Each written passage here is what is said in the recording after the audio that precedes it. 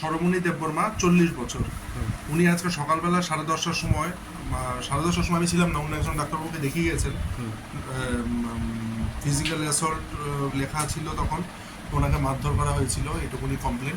তো এখন উনি আবার এসেছেন, ওনার মাথা ঝিমঝিম করছে, ওর মাথার মধ্যে দেখলাম পেছন দিয়ে একটু ফোলা আছে, আর প্রেশারটা প্রচণ্ড হাই, আর পিপলগুলো ডাইলেটেড হয়ে গেছে। তো আমরা একটা বেটার ট্রিটমেন্টের জন্য একটা এনসিসিটি ব্রেন সাজেস্ট করেছি, ওনাকে বলেছি আমরা একটু জিবিতে গিয়ে দেখি।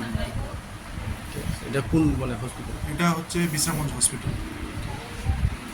10টা 10:30 দয়ারামপাড়া হসপিটালে গিয়েছিলেন আমাদের গোলাঘাটি মণ্ডলের সাধারণ সম্পাদক 19 গোলাঘাটি নির্বাচন ক্ষেত্রের কারণে একদিন যোদ্ধা।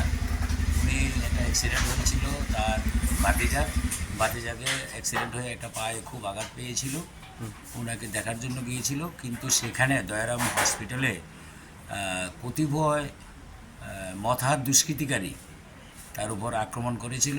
সেখানে আক্রমণ করে সে রুগীও দেখতে পায়নি, সিরিয়াস উইন্ডেড হয়েছিল। তাকে কিল, ঘুষি, পরবর্তী সময়ে কিছু লাঠি রড নিয়েও এসেছিল তাকে মারার জন্য, প্রাণঘাতী হত্যার চেষ্টা করেছিল।